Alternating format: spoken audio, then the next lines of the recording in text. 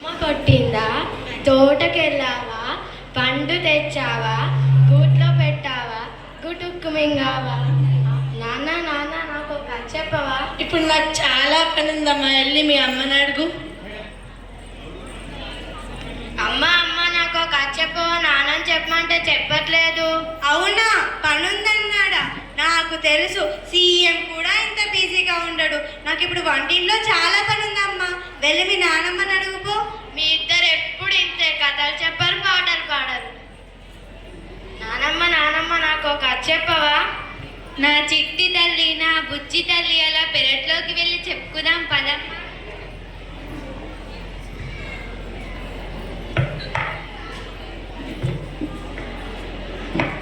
ఏంటే అది పాచిపోయిన వాసన వస్తుంది? ఏం లేదండి, నిన్నటి ఉప్మా మిగిలిపోయింది, అయితే పాడేయడానికి వెళ్తున్నా. అంతకన్నా ఎందుకు చేసినట్టు? మీరు తిని బలుస్తారని చేశాను. ఈమె పేరు ప్రభావతి, కోపం చాలా అతి, అస్సలు లేదు మతి. తిను చాలా పెద్ద కోతి. నీ మూతి పగులుద్ది.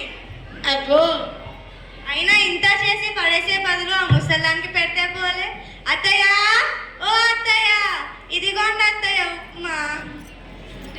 అమ్మా ప్రభా, ఇది పాసిపోయిన ఉప్మా కదా, నేను ఎలా తినను? పాచిపోయిందా? మరి మీకోసం ఇప్పుడు వేడి వేడి జీడిపప్పులు వేసుకొని తేనా? అయినా ఈ వయసులో అంతంత తిని ఒలింపిక్స్కి వెళ్ళి వెయిట్ లిఫ్టింగ్ చేస్తారా ఏంటి? పెట్టింది తిని మూలకు పడండి.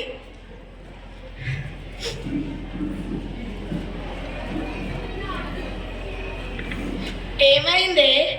మీ ఇంట్లో వాళ్ళకి నేను చాకీ చేయలేకపోతున్నానండి. ఎవరికి చెప్పావని? పొద్దుననగా మీరు ఆఫీస్కి వెళ్తారు, పాప ఏమో స్కూల్కి వెళ్తుంది. ఆ ముసలానికి నేను సేవ చేయలేకపోతున్నానండి. అయితే నేనేం చేయాలి ఇప్పుడు? ప్రతి ఊళ్ళలో ఉన్నాయిగా వృద్ధాశ్రమాలు, అందులో చేరించండి. హలో, లక్షపేట వృద్ధాశ్రమమా అండి? మా అమ్మని చేర్పిద్దాం అనుకుంటున్నాం. అవునా? అనాథలనే చేర్పిస్తారంటాడు. అనాథ అని చెప్పండి, ఏం చెప్పాలో కూడా తెలియదు. చిచ్చి. హలో, మంచిర్యాల వృద్ధాశ్రమమా అండి? ఒక అనాథని చేర్పించుకుంటారా? రేపు వస్తామండి. రేపు వస్తామంటారేంటండి? ఇవాళే వస్తున్నామని చెప్పండి. నాన్న నాన్న నాయనమ్మని ఎక్కడికి తీసుకెళ్తున్నారు? ఇవన్నీ నీకు ఎందుకే? లోపలికి వెళ్ళి చదువుకోపో. నువ్వు ఆగమ్మ కాసేపు, చెప్పు నాన్న. నాన్నమ్మకి ఎక్కువ వయసు అయిపోయింది కదా, వృద్ధాశ్రమంలో చేర్పిద్దాం అనుకుంటున్నామమ్మా. ఈ నెంబర్ నాకు కూడా ఇవ్వండి నాన్న, నేను కూడా మీరు ముసలి వాళ్ళు అయ్యాక అందులోనే చేరిస్తాను. చూసారా అండి, ఆ ముసలాన్ వల్ల మన పాప ఎలా తయారవుతుందో చూడండి. నువ్వు ఆగమ్మ కాసేపు. నాయనమ్మ ఎక్కడికి వెళ్తే నేను కూడా అక్కడికే వస్తాను.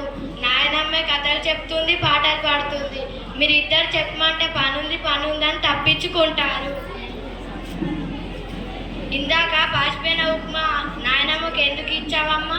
నువ్వు తినచ్చు కదా, నాన్నకి ఇవ్వచ్చు కదా, లేక నాకు ఇవ్వచ్చు కదా. నానమ్మ అంటే నీకు ఎందుకమ్మా అంత కోపం?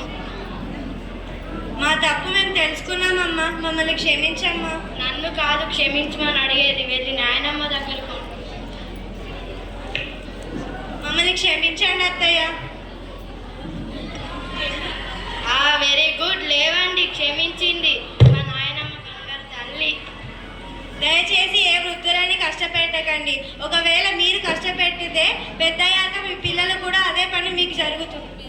ఈ స్కిట్ మాత్రం ఎవరిని ఉద్దేశించి కాదండి చేసింది. ఇది మాత్రం చూసి ఎవరైనా ఒక్కరు కూడా మారుతారనే ఆలోచనతో పిల్లలైతే తమ నిర్ణయం తీసుకొని చేయడానికి ఒప్పుకున్నారండి. థ్యాంక్ యూ అండి. ఈ పిల్లలు ఎలా చేశారో కామెంట్ బాక్స్లో కామెంట్ చేయండి ఫ్రెండ్స్.